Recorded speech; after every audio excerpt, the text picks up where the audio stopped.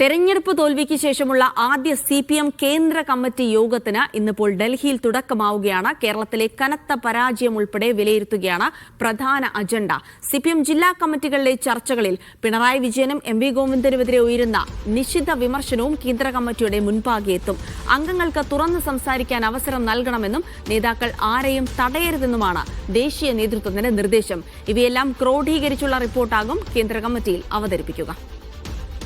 Rasheed bin Muhammad വിവരങ്ങൾ നൽകും. റഷീദ്, അപ്പോൾ തെരഞ്ഞെടുപ്പ് പരാജയത്തിന് ശേഷമുള്ള കേന്ദ്ര കമ്മിറ്റി യോഗമാണ്. അതുകൊണ്ട് തന്നെ തെരഞ്ഞെടുപ്പ് പരാജയം എവിടെയൊക്കെ എന്തൊക്കെ ഫാക്ടറുകൾ കാര്യമാണ് തോറ്റത് തുടങ്ങിയ കാര്യങ്ങൾ ഒരു വിശദമായ ചർച്ച. അതിനിടെ സംസ്ഥാന ഘടകത്തിലും ജില്ലാ ഘടകങ്ങളിലുമൊക്കെ പിണറായി വിജയനും MV ഗോവിന്ദനുമെതിരെ ഉയർന്ന നിശ്ചിത വിമർശനങ്ങൾ അടക്കം വരുമ്പോൾ ഒരു ചൂടേറിയ ചർച്ചകൾക്കായിരിക്കാം ഇന്ന് കേന്ദ്ര കമ്മിറ്റി സാക്ഷ്യം വഹിക്കുക. എപ്പോഴാണ് യോഗം തുടങ്ങുക?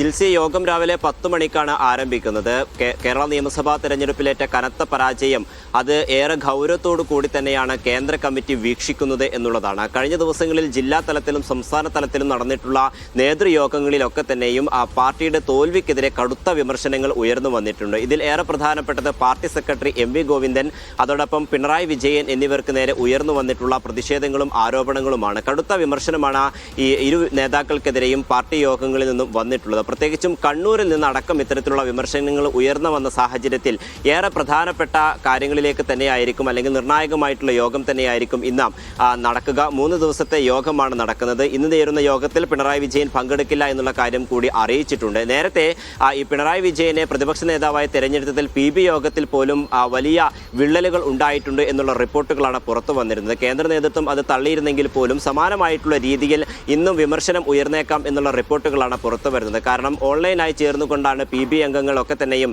വോട്ടെടുപ്പ് നടത്തുകയും പിന്നീട് പിണറായി വിജയനെ പ്രതിപക്ഷ നേതൃത്വത്തിലേക്ക് കൊണ്ടുവരികയും ചെയ്തിട്ടുള്ളത്. പല നേതാക്കളും ഇതിൽ വിമർശനം നടത്തുകയും അതോടൊപ്പം തന്നെ ഒരു വിയോജിപ്പ് രേഖപ്പെടുത്തുകയും ചെയ്തിട്ടുണ്ട്. ഈ കാര്യം ഇന്ന് നേരുന്ന കേന്ദ്ര കമ്മിറ്റി യോഗത്തിൽ പല നേതാക്കളും ഉന്നയിച്ചേക്കാനുള്ള സാധ്യത കൂടിയുണ്ട്. അതോടൊപ്പം തന്നെ സംസ്ഥാന നേതൃത്വത്തിലും ഒക്കെ തന്നെയും അഴിച്ചുപണി വേണമെന്നുള്ള കാര്യങ്ങൾ പാർട്ടി കോണുകളിൽ നിന്നും പാർട്ടിയുടെ വേദികളിൽ നിന്നും തന്നെ വിമർശനങ്ങളും ആവശ്യങ്ങളും ഉയർന്നു വരികയും ചെയ്തിട്ടുണ്ട്. ഇക്കാര്യം കൂടി ഇന്ന് നടക്കുന്ന കേന്ദ്ര കമ്മിറ്റി യോഗത്തിൽ പരിഗണിക്കുകയും ചെയ്യും. ഈ ഒരു കാര്യത്തിൽ പാർട്ടി സെക്രട്ടറി MA ബേബിയുടെ നിലപാട് എന്താണ് എന്നുള്ളതും ഏറെ നിർണായകമാകുന്നതാണ്. കാരണം പാർട്ടി PB അംഗമായിരിക്കെ മറ്റൊരാളെ പ്രതിപക്ഷ നേതൃത്വത്തിലേക്ക് കൊണ്ടുവരാൻ കഴിയില്ല എന്നുള്ള കാര്യമാണ് നേരത്തെ വിലയിരുത്തിയത്. ഇതിന്റെ പശ്ചാത്തലത്തിൽ നേതൃമാറ്റം വരികയാണെങ്കിൽ അത് ഏതൊക്കെ രീതിയിലായിരിക്കും പരിഗണിക്കുക, ടേം വ്യവസ്ഥ അടക്കമുള്ള കാര്യങ്ങൾ കേന്ദ്ര കമ്മിറ്റിക്ക് മുമ്പാകെ പരിശോധനയിൽ വരികയും ചെയ്യുന്നു. മറ്റൊന്ന്, ന്യൂനപക്ഷ വോട്ടുകൾ ഒക്കെ തന്നെയും UDF-ലേക്ക് പോയി എന്നുള്ള ഒരു വിലയിരുത്തലാണ് നിലവിൽ സംസ്ഥാന ഘടകമുള്ളത്. ഈ റിപ്പോർട്ട് കഴിഞ്ഞ തവണ PB യോഗം ചേർന്നപ്പോൾ സംസ്ഥാന ഘടകം